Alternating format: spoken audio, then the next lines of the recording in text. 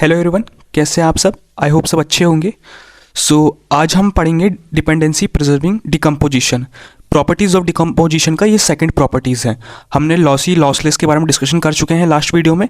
इस वीडियो में हम डिस्कशन करेंगे dependency preserving decomposition. Dependency preserving decomposition हमें बताता ये है कि कैसे एक एफ दूसरे एफ पर डिपेंड कर रही है। ओके, सो हम देखते हैं। Let R be the relation schema. मान लीजिए हमारे पास कोई रिलेशन स्कीमा है R with F D set F, जिसके पास कुछ एफ डी सेट्स भी हैं। Is decompose into sub relation R1, R2, R3 dash R N with F D set F1, F2 dash Fn respectively. मतलब simply ये बोला जा रहा है कि आपके पास एक रिलेशन है जिसके पास खुद का एक एफ डी सेट है और वो फर्दर रिलेशंस में सब रिलेशंस में डिवाइड हो रहा है R1, R2 एंड R3, और हर सब रिलेशन के पास एक खुद की एफ डी है F1, F2 and F3। Okay, और हमसे बोला जा रहा है अगर if F1 union F2 union F3 dash dash union Fn अगर इक्वल आ जाएंगे F के, यानी आपके ओरिजिनल एफ डी के बराबर आ गए, तब हम कह सकते हैं कि वो हमारी डिपेंडेंसी प्रिजर्विंग डिकम्पोजिशन होगा। और अगर वो लेस देन एफ आता है, आपके ओरिजिनल एफ डी से छोटे आता है, तब हम बोलेंगे डिपेंडेंसी नॉट प्रिजर्विंग। सिंपल सी कंडीशन है। डिपेंडेंसी प्रिजर्विंग हमें ये बताता है कि कैसे एक एफ डी दूसरी एफ डी पर डिपेंड करती है। अच्छा, डिपेंडेंसी प्रिजर्विंग कब होता है? जब हम F1 union F2 union F3 लेंगे और इसका सम हमारी ओरिजिनल एफ डी के बराबर आ जाता है, तब हम बोलेंगे डिपेंडेंसी प्रिजर्विंग। अगर नहीं आता है तब हम बोलेंगे dependency not preserving. Okay, I hope so आपको समझ में आया होगा डिपेंडेंसी प्रिजर्विंग डिकम्पोजिशन का कंसेप्ट। ओके, ये कंडीशन को आप याद रखिएगा। अच्छा, एक इंपॉर्टेंट नोट देखिए। इस नोट में हमें क्या बोला गया? For question solving. Question solving के लिए एक इंपॉर्टेंट नोट है।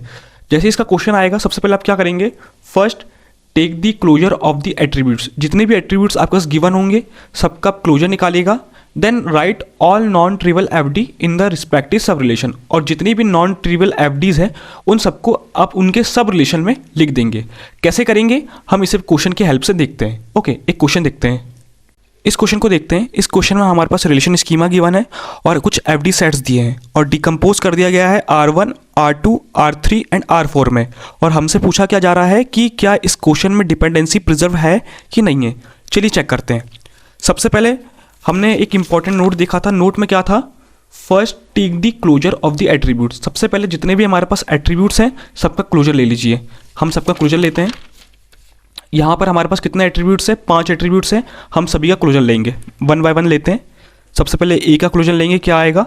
जैसे हम ए का क्लोजर लेंगे हमारे पास आ जाएगा A, B, C, D and E. I hope closure लेना आपको आ गया होगा अब तक। अब हम बी का क्लोजर लेंगे।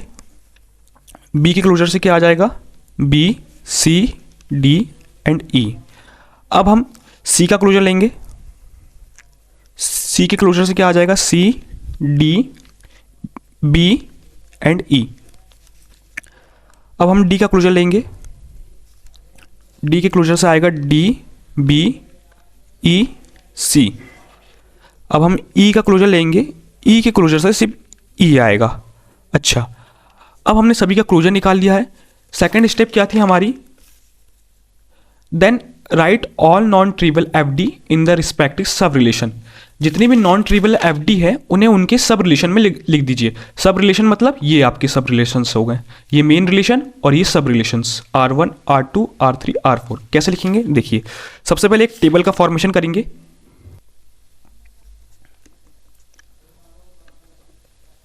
R1 AB, R2 BC, R3 CD, R4 DE। ये हमें क्वेश्चन में गिवन थे। ये देखिए सब क्वेश्चन में गिवन है। अब हमें इनकी टेबल बना देंगे।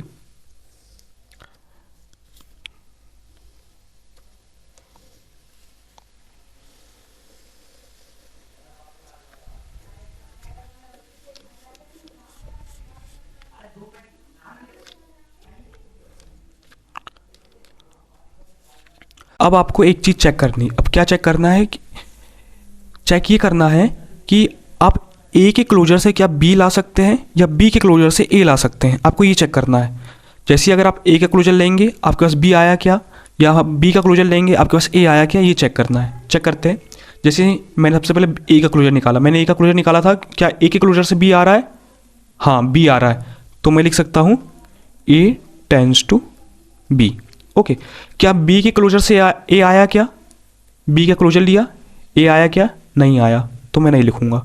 ठीक है, अब यहाँ देखिए, क्या बी के क्लोजर से सी आएगा क्या? देखिए बी के क्लोजर से सी आ गया, ये देखिए सी आ रहा है, तो मैं लिखूंगा B tends to C.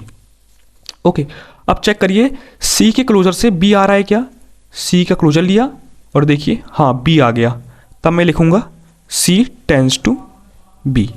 Okay, अब यहाँ चेक करिए सी के क्लोजर से डी आ रहा है क्या?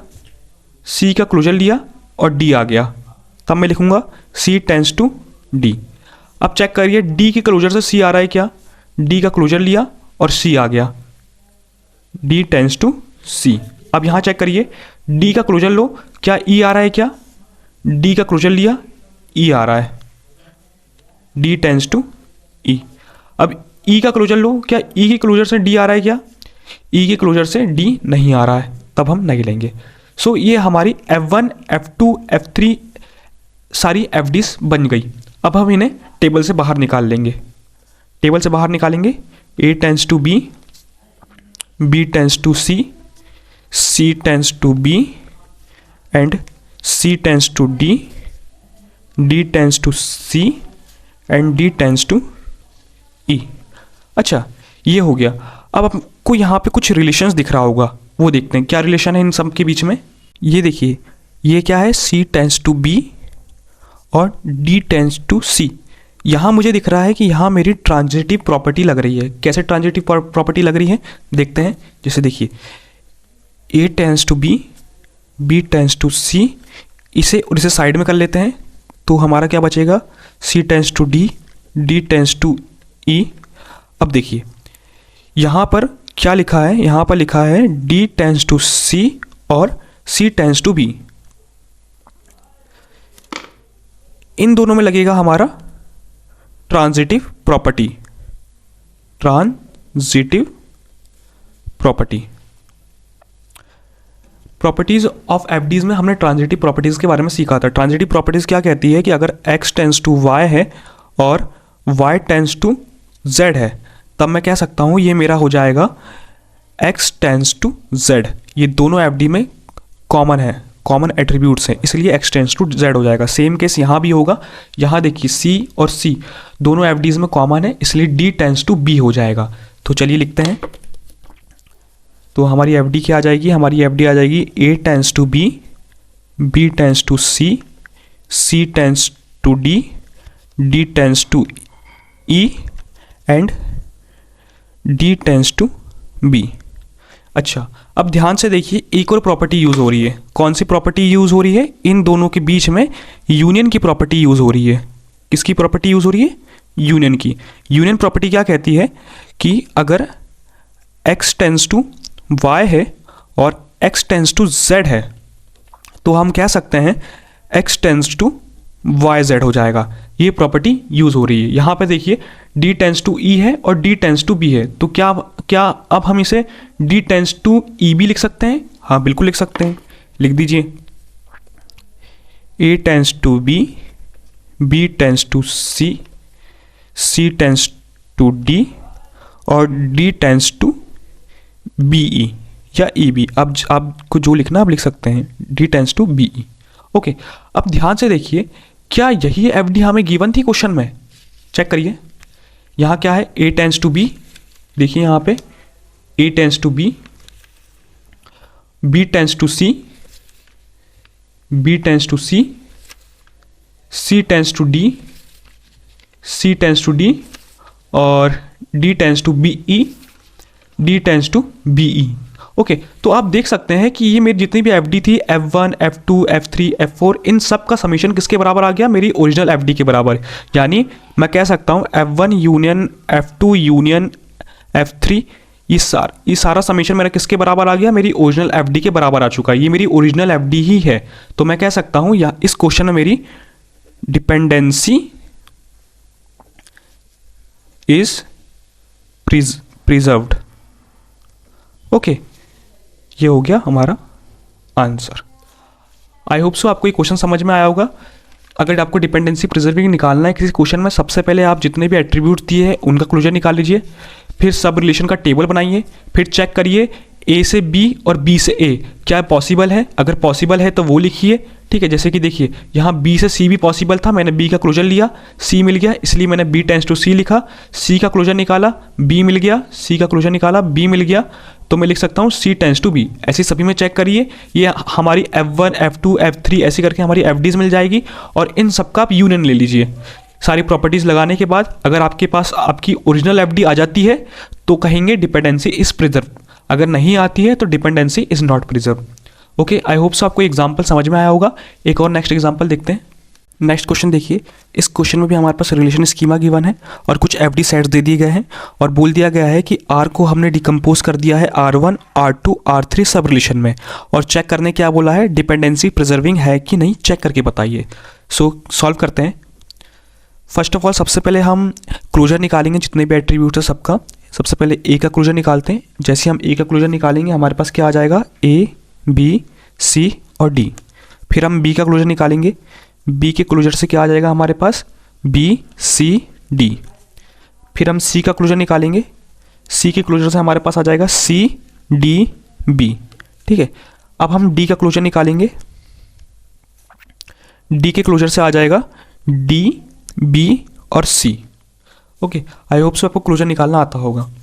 अब उसके बाद हम जितने भी सब रिलेशंस हैं उनकी टेबल बनाएंगे। R1AB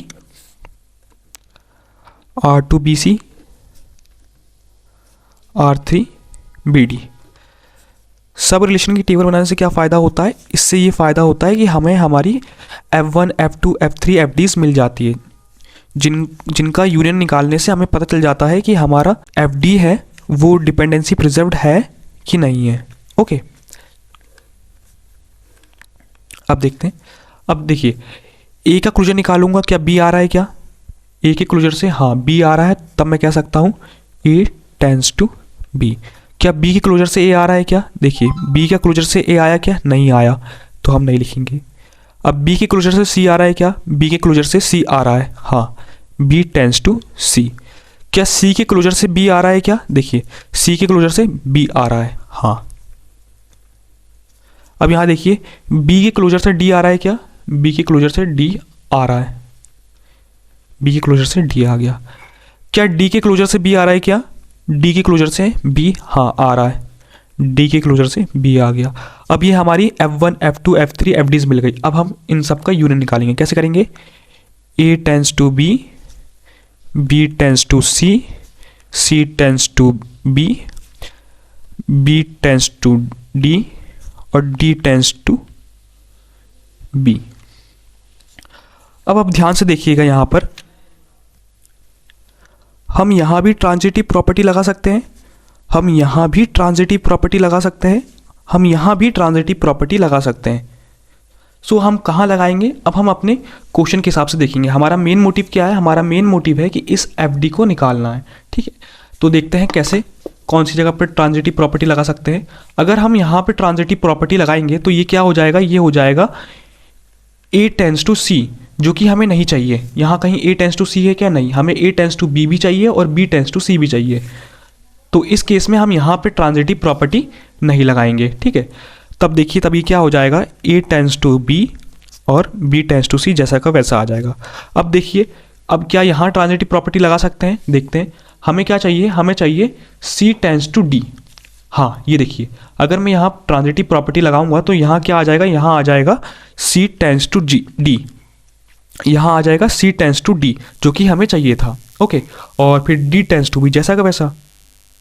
ओके, अब आप देख सकते हैं यही हमारी ओरिजिनल FD। आप चेक कर लीजिए, A tends to B, B tends to C, A tends to B, B tends to C, C tends to D, D tends to B, C tends to D, D tends to B।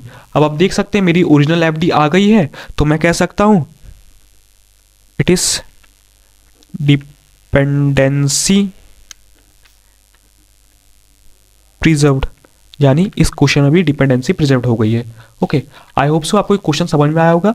सबसे पहले attribute closure निकालिए, फिर सब relation बनाइए, फिर F1 F2 F3 FDs निकालिए, फिर उन सबको यूनियन निकालिए, फिर देखिए उनमें कौन कौन सी प्रॉपर्टीज लग रही है और उसके अकॉर्डिंग आप अपना फाइनल एफडी को फाइंड आउट करिए। अगर आ जाती है आपकी final FD then it is dependency preserved, अगर नहीं आती है it is not dependency preserved. Okay, next question देखते हैं। नेक्स्ट क्वेश्चन आप लोगों के लिए, आपको इसका आंसर कमेंट करके बताना होगा। ओके, सो आज की वीडियो में बस इतना ही। आई होप सो आपको डिपेंडेंसी प्रिजर्विंग समझ में आ गया होगा। हमने प्रॉपर्टीज़ ऑफ डिकम्पोजिशन को देखा, उसमें सबसे पहले हमने दो प्रॉपर्टीज़ के बारे में डिस्कस करा, उसमें हमने लॉसलेस लॉसी डिकम्पोजिशन के बारे में डिस्कशन करा, देन उसके बाद हमने डिपेंडेंसी प्रिजर्विंग को डिस्कस कर लिया है। ओके, सो मिलते हैं नेक्स्ट वीडियो में, तब तक के लिए बाय बाय।